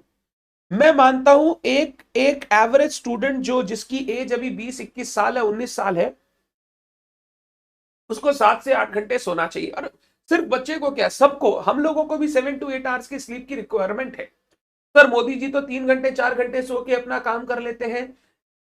ही इज मतलब मैं इस उम्र में उस आदमी की कर्मठता देख के मैं उनसे इंस्पायर्ड हूं कि भैया वो किस तरीके से अपनी लाइफ को मैनेज करते हैं, कि वो 3-4 सो कर घंटे सो करके भी इतने फ्रेश है, वो पूरा का पूरा अपना दिन बहुत अच्छी तरीके से व्यतीत करते हैं। But for a normal human being like us, 7 to 8 hours of sleep is necessary. आपको, आप अगर लोगे तो आपका दिमाग चलेगा, और आपको लॉन्ग टर्म तक अपना दिमाग चलाना है तो आपको एक प्रॉपर स्लीप जरूरी है। अगर आप नहीं कर रहे हो तो आप अपने आप को इतने प्रेशर में डाल रहे हो कि आगे जाकर आप कंटिन्यू नहीं कर पाओगे लॉन्ग रन में। चाहे वो बच्चा पीजी में रहता हो, चाहे वो बच्चा अपने घर में रहता हो, 7 घंटे के सोने का आदत डालो। पीजी के बच्चों को रूटीन बनाना थोड़ा डिफिकल्ट रहता है, क्योंकि उनके उनके लाइफ में बहुत सारे अनएक्सपेक्टेड इवेंट आ जाते हैं। आज दोस्त बोला चल घूमने चलते हैं, आज दोस्त का बर्थडे है, आज इसका बर्थडे, आज पीजी में वो है, आज पीजी में ये है, उनके साथ बहुत प्रॉब्लम है, उनको थोड़ा अपने आप से स्ट्रिक्ट रहना पड़ेगा। अदरवाइज बाद बाकी जो बच्चे अपने घर में रहते हैं वो रूटीन इजिली फॉलो कर सकते हैं। कितना बचा सर? 8 घंटा सो गए, 16 आवर्स लेफ्ट। इस 16 आवर्स में मैं 3 से 4 घंटे आपको दे रहा हूं for your daily course of option, daily course of activities. खाना पीना, नहाना धोना, थोड़ा बहुत मोबाइल वगैरह यूज करना, ये आपका 3 से 4 घंटे में हो जाएगा। 3 बार खाते हो, 4 बार खाते हो, 15-15 मिनट के 1 घंटा, आधी घंटा नहाने वगैरह में टोटल लगाओगे, बैलेंस 2 से ढाई घंटा आपके पास बचता है। जो आप करना चाहो, आप मोबाइल फोन देखना चाहो मोबाइल फोन देखो, आप क्रिकेट खेलना चाहो क्रिकेट खेलो, स्विमिंग जाना चाहो स्विमिंग जाओ, डांस करना चाहे डांस करो। 4 घंटे दिन के मैंने आपको फ्री दे दिए, आप जो करना चाहे कर सकते हो। अब बैलेंस टाइम आपको पढ़ाई करना है। ये पढ़ाई का टाइम हम कैसे जचाते हैं? से फॉर एग्जाम्पल, एक बच्चा रात को सोता है 11 PM एंड सुबह उठता है 8 घंटे के बाद 8 AM, सॉरी 7 AM। 8 घंटे के बाद वो 7 बजे उठता है। उठने के बाद 7 to 7:30 आप फ्रेश होने के लिए टाइम लेंगे। आप फ्रेश होंगे, आप बिल्कुल भी सीधा उठते ही पढ़ने नहीं बैठेंगे, हमेशा पहले आप फ्रेश होइए, मुंह हाथ धोइए, थोड़ा सा वॉकिंग वगैरह कीजिए, थोड़ा सा अपने आप को थोड़ा सा रिलैक्स करवाइए, थोड़ा सा फ्री हैंड कीजिए, थोड़ा चाय वगैरह पी लीजिए, एकदम फ्री हो जाइए, फ्रेश हो जाइए। 7:30 to 9:30 आपका फर्स्ट स्लॉट होगा। 7:30 to 9:30 आपका स्लॉट 1 होगा।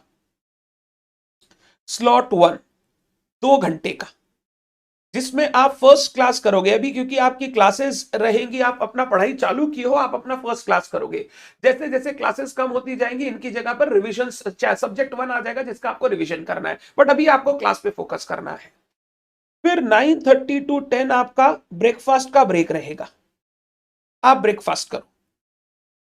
सर आपकी क्लासेस तो 8:30 से चालू होती है, आप 7:30 से रूटीन क्यों बना रहे हो? अरे टेंटेटिव है, उसको आगे बढ़ा लो, चेंज कर लो। आप सुबह उठ के पहले थोड़ी सी सेल्फ स्टडी कर लो, फिर मेरे साथ क्लास में बैठ जाओ, थोड़ा चेंज कर लो उसको। मैं आपको एक टेंटेटिव रूटीन दे रहा हूं। फिर 10 AM से 12 नून आपका स्लॉट नंबर 2 होगा। आप सेकेंड क्लास करोगे। अगर आपको लगता है ब्रेक चाहिए 12 AM से 12 नून से 12:30, you will take a break. हर 2 घंटे पढ़ने के बाद आधी घंटे का ब्रेक लो। फिर आप 12:30 से, थर्ड स्लॉट आ गया, 12:30 से 2:30 या 2 PM तक 1.5 आवर। स्लॉट 3 1.5 आवर आप स्टडी करोगे, सेल्फ स्टडी करोगे। जो पढ़ा है थोड़ा सा उसका रिवीजन वगैरह कर लिया, कोई होमवर्क वगैरह किसी सब्जेक्ट का बाकी है कर लिया। 2 PM से 3 PM लंच एंड थोड़ा rest. Slot number 4 3 PM to 5 PM। Slot 4 2 घंटे का। आप थर्ड क्लास करोगे अपनी दिन की, थर्ड क्लास आप करोगे दिन की। इसके बाद 5 PM to 5:30 PM evening snacks. 5:30 से आप बैठोगे 7:30 तक। Slot number 5 2 hours, fourth class. 7:30 to 8:30 PM dinner का ब्रेक, रेस्ट करो, डिनर का ब्रेक लो। लास्ट स्लॉट आता है आपका 8:30 PM से 10:30 या 11 PM। Slot 6 self study, 2 to 2.5 hours self study. Next दिन का होमवर्क जो पढ़ा उसका रिवीजन, इस तरीके से आपको करना है, इस तरीके से आपको करना है। ये आपका टोटल पूरा का पूरा रूटीन रहेगा जब आप अपनी पढ़ाई करोगे। और अगर आप ये 6 स्लॉट में अपना दिन बांट दो विद प्रॉपर रेस्ट, तो आप देखोगे अपने आप आपका पूरा का पूरा दिन यूटिलाइज होगा। आपको पता भी नहीं चलेगा मैंने कितना स्मूथली पढ़ाई कर लिया। हर 2 घंटे की पढ़ाई के बाद आधी घंटे का ब्रेक इज नेसेसरी, और बीच में 2 बड़े बड़े 1-1 घंटे के ब्रेक, सो दैट आप थोड़ा रिलैक्स कर सको, आपका माइंड थोड़ा रिलैक्स कर सके। खाओ पियो, थोड़ा सा रेस्ट करो, थोड़ा टीवी देख लो, थोड़ा मोबाइल चला लो, सब कुछ चलेगा। अगर आप इस तरीके से अपनी एक रूटीन बना के मेंटेन करते हो ना, अब आप इसको चेंज कर सकते हो। जैसे लंच में 2.5 घंटे 2 से 2.5 आधी घंटे का ब्रेक लेके आप 5 से 6 शाम को ब्रेक ले लो, खेलने चले जाओ, थोड़ा देर खेल लो, या थोड़ा देर आप अपना फ्रेश हो जाओ, थोड़ा देर वॉक करने चले जाओ। जो जिम करता है वो जिम कर लो, वो आप अपनी रूटीन चेंज करो। बट मेरे पास ये 6 स्लॉट होने चाहिए 2 घंटे के, जिस 6 स्लॉट में मैं अपनी पढ़ाई करूंगा जो जो मेरे को अच्छे से करनी है।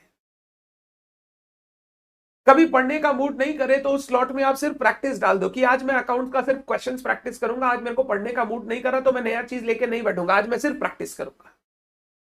और संडे के दिन क्या है, कोई क्लास मत करो, संडे के दिन सिर्फ क्या करो, पूरे वीक जो पढ़ा उसका प्रैक्टिस करो, उसका रिवीजन करो, सो दैट वो 6 घंटे यूटिलाइज करे। पूरे वीक को आपने सही कर लिया, उसके बाद आप शाम को घूमने चले जाओ, मेरे को कोई प्रॉब्लम नहीं है। अगर आपके पास ये 6 स्लॉट है और आप किसी एक या दो सब्जेक्ट की सिर्फ क्लास लेके चालू करते हो, 3 सब्जेक्ट की क्लास लेके चालू करते हो, तो बहुत आपका टाइम इनिशियली वेस्ट होता है। क्योंकि इनिशियली महीना, 1.5 महीना, 2 महीना आप देखोगे क्लासेस नॉर्मल चलेगी, धीरे धीरे चलेगी, चीजें आपको एकदम इजीली समझ में आएंगी, आपको ज्यादा टाइम नहीं लगेगा रिवीजन के लिए। रिवीजन का टाइम नॉर्मली लगता है 2 महीने की क्लासेस के बाद, जब आपका पुराना पुराना चीज सर ने कंप्लीट करा दिया, वो आपको थोड़ा थोड़ा थोड़ा थोड़ा बैठ के रिवाइज करना होता है। तो अगर किसी बच्चे को प्रॉपर यूटिलाइजेशन ऑफ टाइम करना है सीएमए इंटर लेवल पे, उसको 4 सब्जेक्ट ऑफ ग्रुप 1 के साथ स्टार्ट करना चाहिए, चारों सब्जेक्ट के साथ स्टार्ट करना चाहिए। अब आप लाइव लो, लाइव रिकॉर्डेड मिक्स लो या सारा रिकॉर्डेड लो, वो आपके ऊपर है, बट जो भी करना है आपको ये स्लॉट्स बना के अपनी पढ़ाई करनी है। तब जाके अपना टाइमली सिलेबस कंप्लीट होगा, तब आप ग्रुप 2 स्टार्ट कर पाएंगे टाइमली, और आप दोनों ग्रुप एक साथ एग्जाम दे पाएंगे। सर अगर मैं लाइव क्लासेस करूं तो क्या मैं अभी दिसंबर वाला अटेम्प्ट बैठ सकती हूं? देखो मैं यही बोलूंगा सानिया, 80 to 90% कंप्लीट हो जाएगा उससे पहले पहले। बट क्योंकि दिसंबर के एकदम फर्स्ट वीक में 10 तारीख से एग्जाम शुरू हो जाता है, तो थोड़े बहुत टॉपिक्स बाकी रह जाएंगे। मैं आपको बोलूंगा लाइव लेकर दिसंबर के लिए अगर आप पढ़ रहे हो तो थोड़ा थोड़ा बहुत मतलब ये हड़बड़ी हो जाएगा पढ़ते पढ़ते। अगर आप लाइव करना चाहते हो, मेरे को लाइव करने में कोई प्रॉब्लम नहीं है, बट आपको लाइव के साथ साथ रिकॉर्डेड वाले भी क्लासेस थोड़े थोड़े करने पड़ेंगे, नहीं तो आप पूरा 100% कंप्लीट नहीं कर पाओगे। आप एक बार मेरे से पर्सनली टेलीग्राम पर बात करना, मैं आपको समझा दूंगा कैसे करना है, अकॉर्डिंगली आप कर लेना। बट लाइव अगर लोगे तो दिसंबर तक 100% कंप्लीट नहीं होगा, दिसंबर 10 तारीख तक, और उससे पहले 1 महीना पहले तो आपको लीव चाहिए ना, ताकि आप अपना रिवीजन कर सको, तो तब तक 100% कंप्लीट नहीं होगा, 70 to 80% कंप्लीट हो जाएगा नवंबर तक। तो इसके लिए मैं आपको बोलूंगा कि आपको ये वाला नहीं करके आपको रिकॉर्डेड में जाना चाहिए। और अगर आप रिकॉर्डेड में नहीं संभाल सकते हो, आप मेरे से टेलीग्राम में बात करना, फिर मैं आपको बताऊंगा कैसे करने का है, वैसे आप कर लेना। पहले बताइए क्या रूटीन कैसे जचाते हैं, वो रूटीन आपको समझ में आया? आप अगर एक प्रोफेशनल कोर्स के स्टूडेंट हैं, आपको ये करना पड़ेगा। मैं स्टूडेंट क्या, मैं आप नॉर्मल लाइफ में मैं हमेशा बात करता हूं, कोई भी एक इंसान जो भी वो लाइफ में अपना गोल लेके, ऑब्जेक्टिव लेके आगे बढ़ रहा है, परस्यू कर रहा है, जैसे मैं टीचर हूं, मैं चाहता हूं कि मैं अच्छा सक्सेसफुल टीचर बनूं, तो मेरे को अपने इस टीचिंग प्रोफेशन को दिन के 12 घंटे 50% ऑफ टाइम देना चाहिए। अगर मैं 24 घंटे में से 12 घंटे अपने किसी एक एक्टिविटी को, एक प्रोफेशन को, एक पर्टिकुलर गोल पर मैं दे रहा हूं, तो मैं बहुत अच्छी तरीके से बहुत अच्छी तरीके से मैं उस प्रोफेशन में आगे बढ़ पाऊंगा, सक्सेसफुल हो पाऊंगा। तो एक स्टूडेंट को 12 घंटे पढ़ाई में देने हैं, एक टीचर को 12 घंटे पढ़ाने में, पढ़ने में देने हैं, बच्चों के साथ देने हैं, सो दैट वो अपना करियर अच्छा डेवलप कर सके, स्टूडेंट अपना करियर अच्छा डेवलप कर सके, अगर वो 12 घंटा रेगुलर बेसिस पर दे।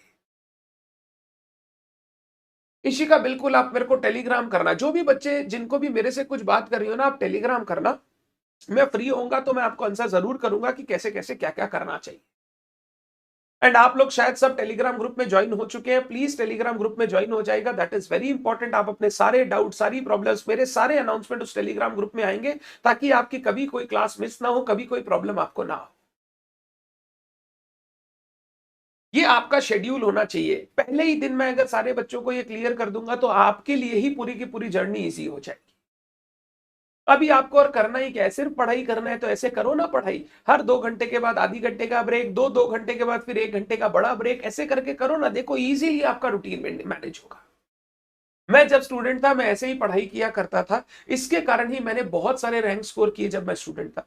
मैंने सीएस में all India rank 1, all India rank 5 score किया था, सीए फाइनल में ऑल इंडिया रैंक 3 स्कोर किया था, सीए इंटर में मेरा अकाउंट्स में 100 आउट ऑफ 100 था। ये जितना भी मैं अचीव कर पाया as a student, that was only because I followed this 12 hours routine. मेरा आर्टिकलशिप चलता था, सीए फाइनल से पहले तो 12 घंटा नहीं पढ़ पाता था, उस समय मैं क्या करता था, सुबह शाम पढ़ता था, बीच में पूरा का पूरा आर्टिकलशिप। लास्ट 4 महीने 3 महीने जब छुट्टी मिली, पूरा 12 घंटे का यही रूटीन के हिसाब से मैं पढ़ाई करता था, जिससे मेरे थोड़े से अच्छे मार्क्स आए। As a student I can say I was successful because I have done all these things. तो हर लेवल पे सक्सेस का अलग दर्जा होता है, किसी को पास ही सक्सेस लगता है, किसी को अच्छा करना ही सक्सेस, मतलब रैंक लाना सक्सेस लगता है। तो मेरे को लगता है स्टूडेंट की लाइफ में मैंने ये जो किया, मेरे लिए आई वाज सक्सेसफुल। शीतल आप एक बार टीम से आज ही बात कर लेना, वो टेलीग्राम लिंक आपको शेयर कर देंगे। वैसे सारे बच्चों को मेल में गया है, व्हाट्सएप पे भी आप लोगों को गया है, जितने भी आप रजिस्टर्ड स्टूडेंट हो, आप प्लीज अपना व्हाट्सएप चेक करें, मेल चेक करें, आपको मिल जाएगा। तो आज फिर ये डिस्कशन मेरे को करना पड़ा आपके साथ। आज हम लोग अपने फर्स्ट क्लास ऑफ बेसिक्स को यही रोकेंगे। कल से हम स्टार्ट करेंगे इंपॉर्टेंट एलिमेंट्स ऑफ अकाउंटिंग। कल भी क्लास इसी टाइम पर सुबह रहेगी, हम लोग इसी टाइम पर मिलेंगे रेगुलर बेसिस पे।